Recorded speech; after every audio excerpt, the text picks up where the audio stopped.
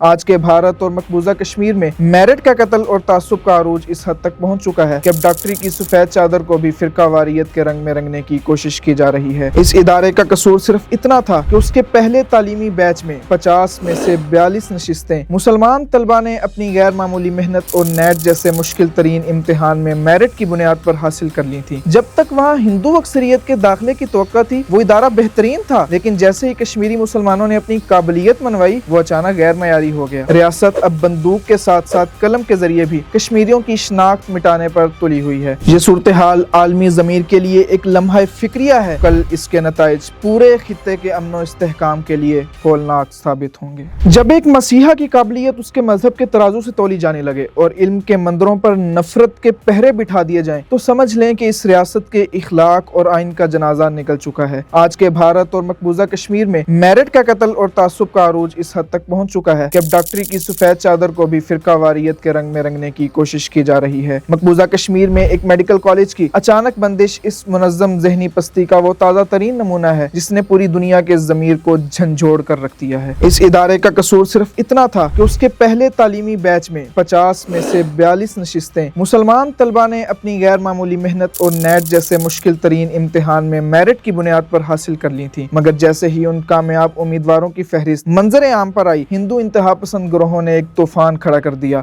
उन शरपसंदों का बयानिया ये था कि चूंकि ये कॉलेज हिंदू अकीदतमंदों के चंदे से चलता है, इसलिए यहाँ मुसलमानों के पढ़ने का कोई जवाज नहीं है। हालांकि ये इदारा करोड़ों रुपए की सरकारी ग्रांट पर चल रहा था। अफसोसनाक पहलू ये है कि भारत के नेशनल मेडिकल कमीशन ने उन इंतहा पसंदों के दबाव के सामने न सिर्फ घुटने टेक दिए बल्कि महज 4 दिन के अंदर एक मशकूक मुआयने का ड्रामा रचाकर कॉलेज की मंजूरी ही वापस ले ली। इंतजामिया ने सहूलियात की कमी का वो भूंडा उज़र पेश किया जो अकल से बालातर है, क्योंकि उसी स्टेट ऑफ द आर्ट अस्पताल के इफ्तिताह खुद वजीर आज़म मोदी ने बड़े फख्र से किया था। जब तक वहाँ हिंदू अक्सरियत के दाखिले की तवक्का थी वो इदारा बेहतरीन था, लेकिन जैसे ही कश्मीरी मुसलमानों ने अपनी काबिलियत मनवाई वो अचानक गैर मयारी हो गया। ये वाकया किसी इंफरादी इंतजामी फैसले का नतीजा नहीं बल्कि मकबूजा कश्मीर में 5 अगस्त 2019 के बाद से जारी उस आबादियाती इंजीनियरिंग का तसलसल है जिसका मकसद मुसलमानों को तालीमी और माशी तौर पर मफलूज करना है। रियासत अब बंदूक के साथ साथ कलम के जरिए भी कश्मीरियों की शनाख्त मिटाने पर तुली हुई है। जहां नौजवानों को UAPA जैसे काले कवानीन,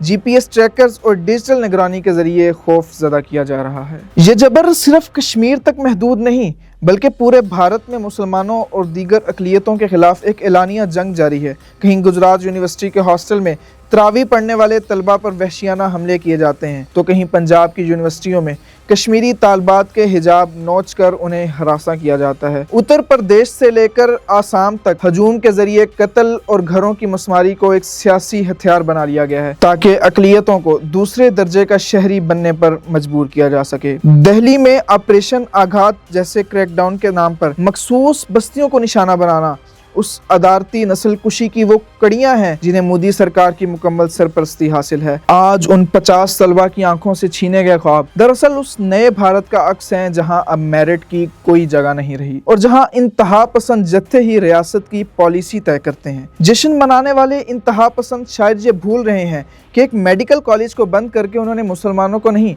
बल्कि अपने ही मुल्क की जमहूरी मुस्तकबिल को जख्मी किया है। ये सूरत हाल आलमी ज़मीर के लिए एक लम्हा फिक्रिया है, क्योंकि अगर आज इल्म पर बिठाए गए इन पहरों को ना रोका गया तो कल इसके नताइज पूरे खित्ते के अमन और इस्तेहकाम के लिए होलनाक साबित होंगे।